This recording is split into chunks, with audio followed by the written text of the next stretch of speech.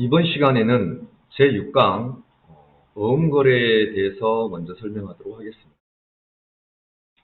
먼저 어음거래에서 어음은 어음에 기재된 금액을 어음에 기재된 날짜까지 갚겠다라는 약속 증서입니다.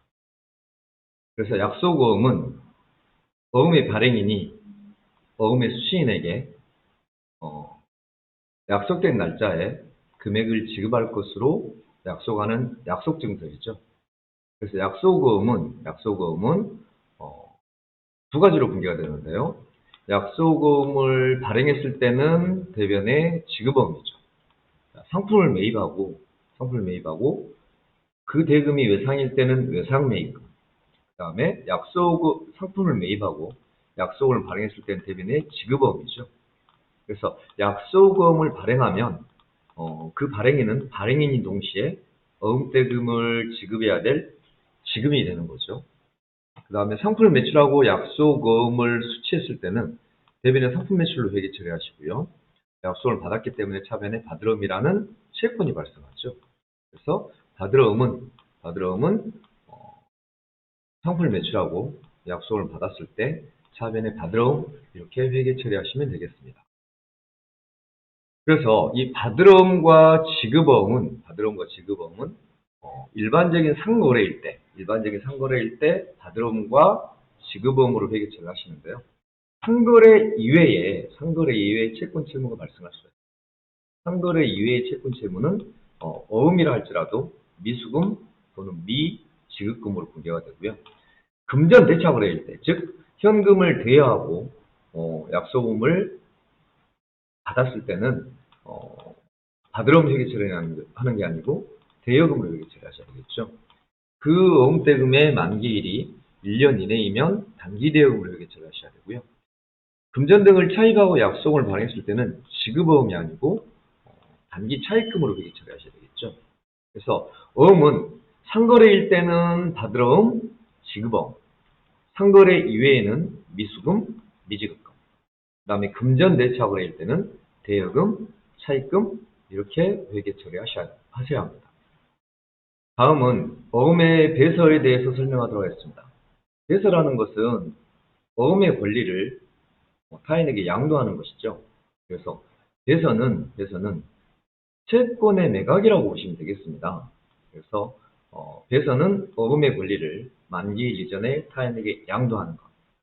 이것을 어음의 배설이라고 얘기하고요. 어음의 배설은 크게 세 가지가 있습니다. 추심, 위임, 배서, 배서양도, 할인. 일단 배서 양도하거나 할인하게 되면 어음을 배서 양도하거나 할인하게 되면 대변에 받으름이란 자산이 감소한다 라고 일단 기억하시고요. 추심, 위임, 배서했을 때는 어음대금의 추심을 거래은행 등에게 위임하는 것이기 때문에 받으름이란 채권은 소멸하지 않고요. 이 추심 수수료만 수수료 비용으로 회계처리하시면 되겠습니다. 그래서 추심 위임 배서는 만기일 이전에 거래은행에 이 어음대금을 추심하기 위해서 배서하는 거죠. 즉 추심 위임 배서인 거죠. 그래서 추심 위임 배서할 때는 추심료만 수수료 비용으로 분기하시면 되겠습니다. 다음은 어음의 배서양도인데 상품을 매입하거나 또는 외상 매입금을 지급하거나 할 때 내가 어음 발행해주면 내가 발행이기 때문에 대부분 지급어음이라는 부채가 발생할 텐데요. 내가 직접 어음을 발행해준 게 아니고 당점이 소유하고 있는 어음을 타인에게 양도해버리는 거죠. 이것을 배서양도라고 합니다. 그래서 어음을 배서양도하게 되면 대변의 받으러음이라는 채권이 소멸하겠죠. 그리고 만기일에 무사히 어음대금이 결제되면 분개를 하지 않아도 되지만 만기일에 이 어음대금이 부도가 나면, 즉 발행인이 배서 양수인에게 이 어음대금을 지급하지 않았다는 얘기죠. 그러면 배서 양도한 나는 그 어음대금을 지급해줘야 될 의무가 생기는 거죠. 그래서 먼저 지급해주고 부도음과 수표라는 새로운 채권이 발생을 하겠죠. 그리고 만약에 이렇게 어음대금을 대신 지급하면서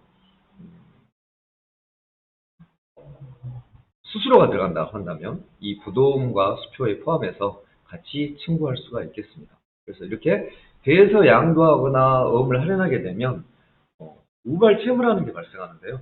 우발채무는 장래에 발생할지도 모르는 불확실한 채무인 거죠. 그래서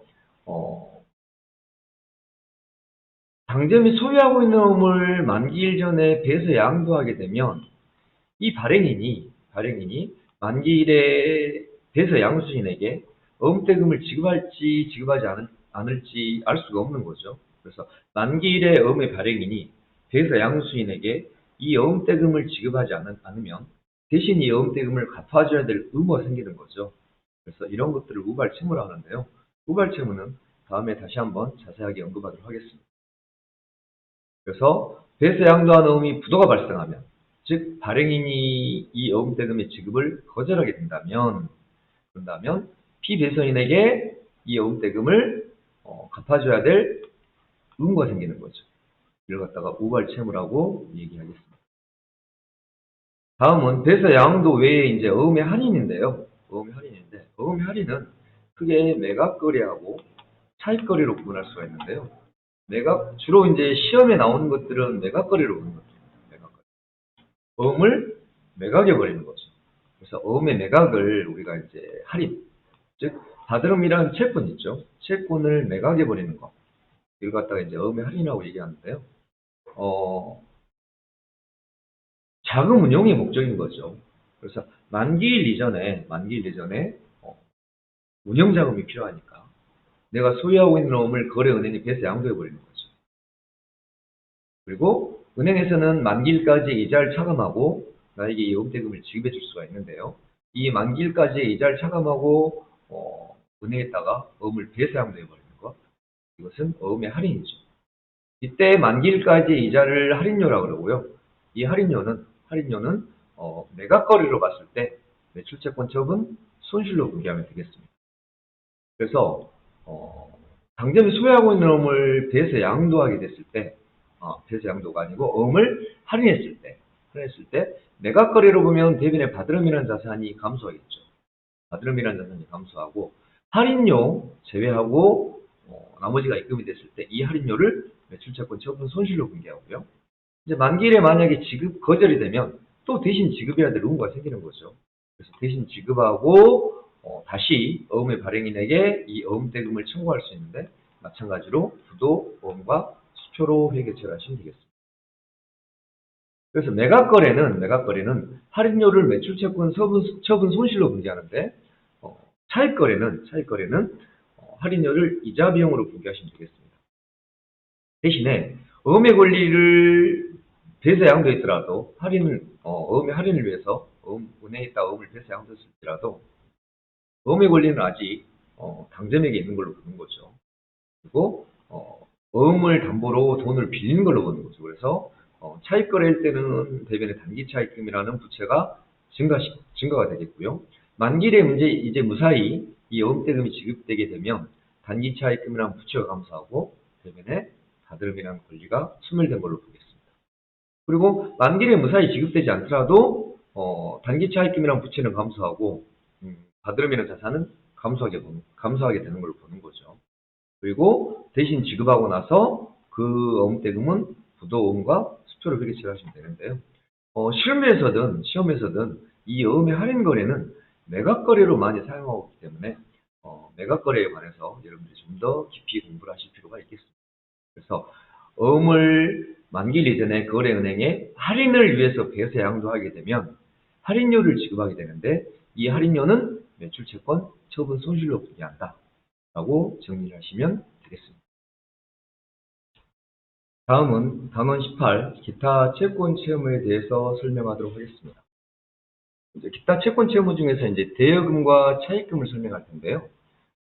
금전 등을 빌려주고 그 약속 증서로서 차용증서나 이제 차용서 대신에 어음이 발행되는 경우도 있습니다. 금전 등을 빌려주고 차용증서나 어음을 받았을 때는 대여금이 되겠죠. 대여금이 되고, 금전 등을 빌리고 차용증서나 약속어음을 발행하게 되면 대변에 단기차익금이라는 부채가 발생하겠죠.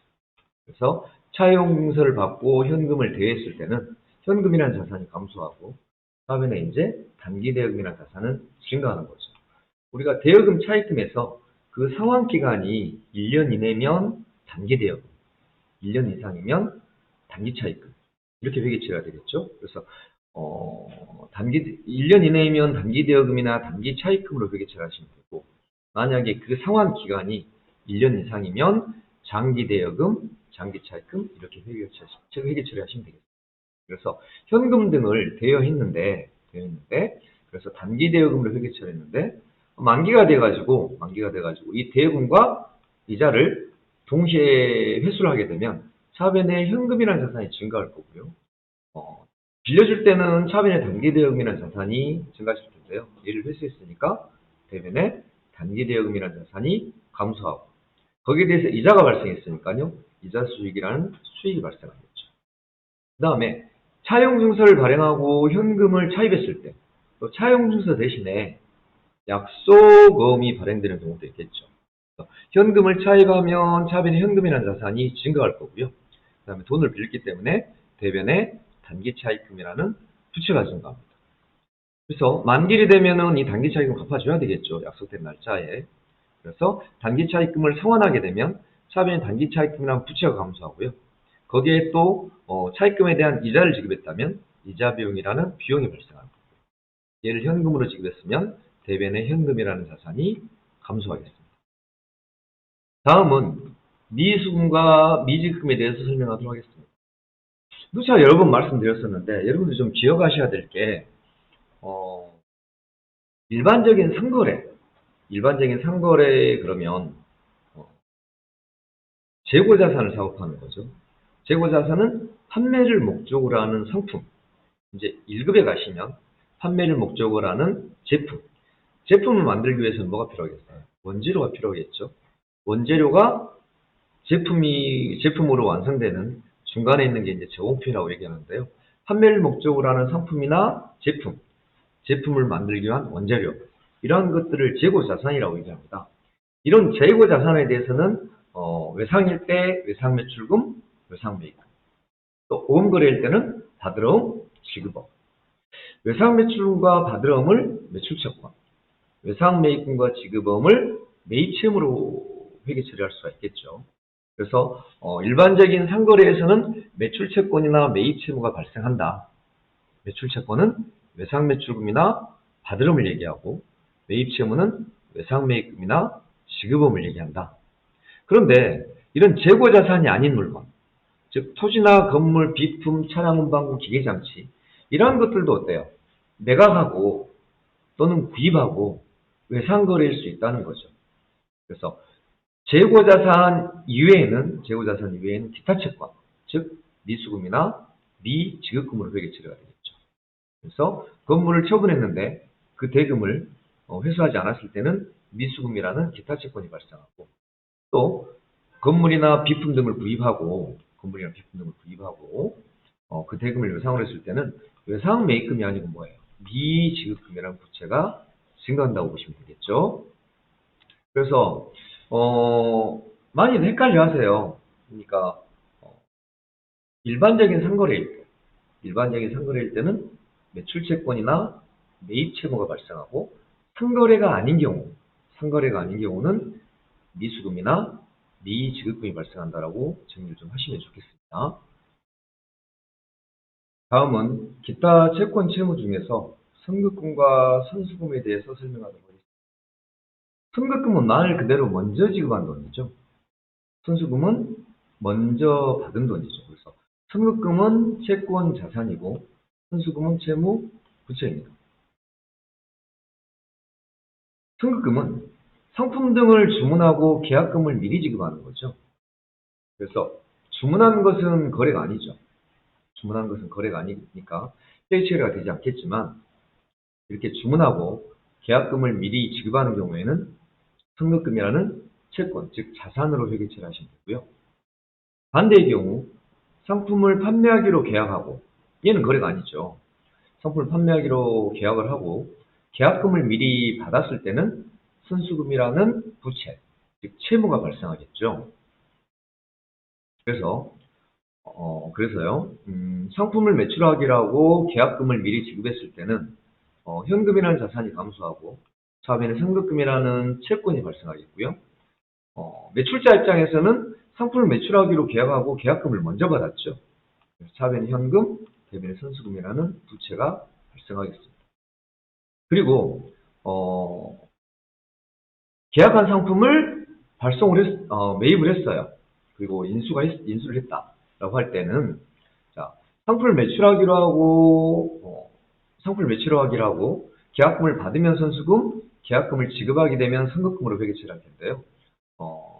계약금을 지급했을 때는 차변의 선급금으로 회계 처리하였다가 주문한 상품이 도착하면 차변의 상품이라는 자산이 증가하겠고요. 그다음 선급금을 제외하고 나머지 금액이 외상이라 했을 때는 계약금을 지급할 때는 차변의 선급금이지만 계약한 상품이 도착했기 때문에 선급금이라는 채권이 소멸하고 나머지 금액은 외상 매입금으로 회계 처리하시면 되고요. 상품을 매출자 입장에서 상품을 매출하기로 계약을 하고 계약금을 먼저 현금으로 받았을 때는 대변에 선수금으로 회계 처리하고 주문받은 상품을 발송하게 되면 대변에 상품 매출이라는 수익이 발생하겠죠. 그리고 대금을 써야 되는데 선수금을 제외하고 나머지는 외상이다 라고 했을 때는 대변에는 선수금을 차변으로 상계 처리하고 나머지 금액을 외상 매출금으로 회계 처리하시면 되겠습니다. 다음은 종업원 단기대여금과 예수금에 대해서 설명하도록 하겠습니다. 종업원 단기대여금은 급여 지급 시 차감하기로 하고 가압을 해준 경우죠. 금전으로 가압을 해줄 수도 있고 상품 등을 원가를 상환하는 조건으로 즉 원가만큼 급여에서 차감하는 조건으로 직원에게 줄 수도 있는 거죠. 급여에서 차감하기로 하고 이렇게 가압을 해주었을 때는 단기 대여금, 직원에게 대여금 돈을 빌려준 거죠. 대여금을 그렇게 처리하고. 그 다음에 이제 급여 지급할 때, 비용은 총액주의라 급여 총액으로 분배하겠지만, 급여에서 각종 근로소득세라든가, 건강보험료, 그 다음에 국민연금, 조합비, 이런 것들을 원천징수할 수 있겠죠. 그래서 직원의 급여에서 원천징수한 금액은 예수금으로 회계 처리했다가 납부하게 되면 대변에는 예수금이 차변에 감소하겠죠. 그래서 정리하면 직원에게 가압을 해줬을 때는 차변에 단기 대여금이라는 채권으로 회계 처리. 급여 지급 시 가압을 해준 돈을 차감했다 그러면 대변에 단기 대여금이라는 자산이 감소하겠죠. 그리고 원천징수한다. 소득세라든가 건강보험료, 국민연금 이런 것들을 원천징수했을 때는 예수금으로 처리했다가 납부하게 되면 대변에는 예수금이 어디 오겠습니까? 차변에 오겠죠. 그런데 보험료의 회사부담분, 예를 들어서 직원 급여에서 건강보험료를 10만 원 원천징수했으면 예수금이 10만 원인데 그 보험료를 납부할 때는 고지서는 국민건강보험공단으로부터 20만 원짜리 고시가 나온다는 얘기죠. 그러니까 직원의 급여에서 원천징수한 돈은 10만 원. 그러면 20만 원짜리 건강보험료를 납부하려면 회사에서 부담을 해야 되겠죠. 그래서 이 회사에서 부담한 돈, 이 금액은 복리후생비로 회계 처리하시면 되겠죠. 그래서 급여의 원천징수분은 대변에 예수금 처리하고 그걸 납부하게 되면 차변에 예수금이라는 부채가 감소하는데 건강보험료의 회사부담, 그 다음에 국민연금의 회사부담분이 있을 텐데요. 보험료의 회사부담분은 복리후생비로 회계 처리하시면 되고요. 그 다음에 국민연금의 회사부담분은 세금과 고가로 회계 처리하시면 되겠습니다. 다음은 가지급금과 가수금에 대해서 설명하도록 하겠습니다. 가지급금은 출장 가는 직원에게 여비를 계략적으로 계산하여, 즉 추산하여 지급하는 경우에 처리하는 임시계정이죠. 그래서 직원에게 출장비를 지급하게 되면 차변에 가지급금액이 처리하는 거죠. 그 다음에 출장 간 사원이 내용불명의 돈을 송금해 오는 경우가 있겠거든요. 그러면 임시적으로 대변에 가수금 처리하는 거죠. 자, 그래서 예제를 보시면 출장 가는 사원에게 계략적으로 출장비를 지급하게 되면 차변에 가지금 처리했다가 출장 간 사원이 귀사해서 되돌아오면 여비가 정산이 되겠죠. 그럼 정산하게 되면 차변은 가지금 대금을 보내서 상계 처리하고 사용한 만큼 뭐예요? 여비 교통비로 회계 처리해야 되겠죠. 차변에 현금이 왔다는 얘기는 뭐예요? 가져간 출장비보다도 여비 교통비를 적게 사용한 거죠. 그래서 되돌려 받았을 거고요.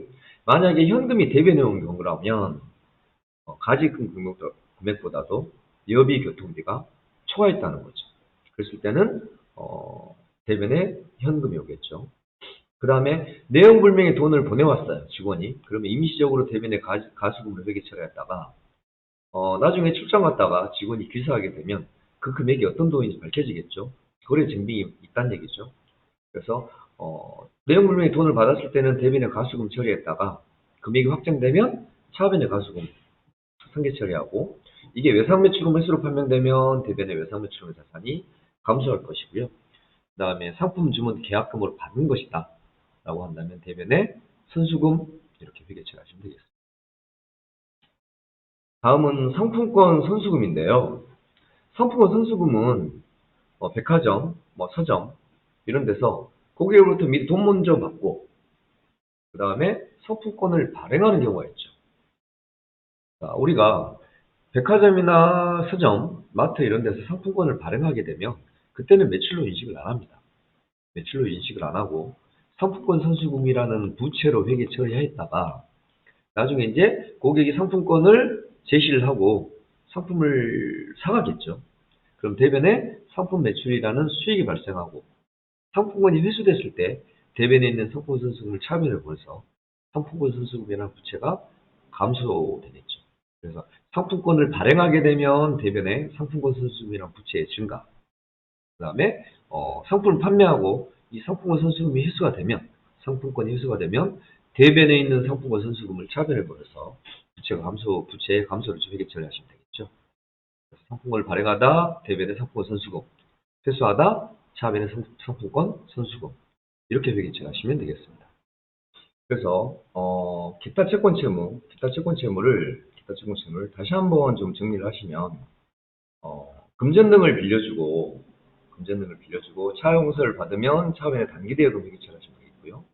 금전 등을 빌리고 차용서 등을 발행해주면 대변에 단기 차익금융 부채의 증가로 회계 처리하시면 되겠습니다.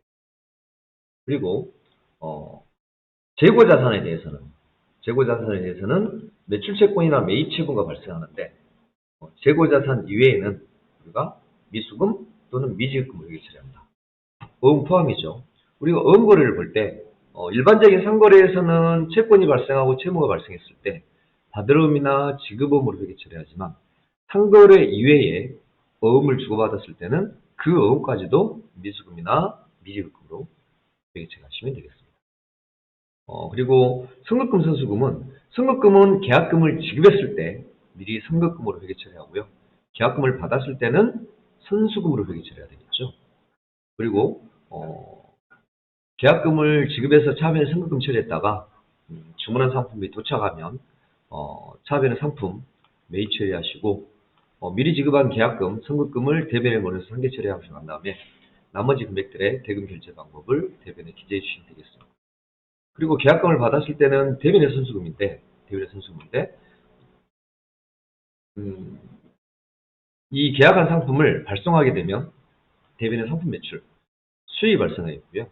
그리고 이제 계약금을 제외하고 그럼 대변의 선수금이 차변에 와가지고 상계 처리해야 되겠죠. 그리고 나머지는 외상이면 외상 매출금 또는 어음으로 받았으면 받으러 뭐 이렇게 회계 처리하시면 되겠습니다. 그리고 직원에게 갚아진 돈은 대여금, 그 다음에 급여에서 원천 징수한 돈은 대변에 예수금 처리했다가 나중에 이 금액은 회사에서 납부를 하게 되면 대변인 예수금을 차변에 보내셔서 상계 처리하시면 되겠죠. 그리고 가지급금은 출장비를 계산해서 지급할 때 차변에 가지급금 처리하시고 출장 간 사원이 귀사하면 가지급금을 상계 처리한 다음에 사용한 금액을 여비교통비로 회계 처리하시면 되고요.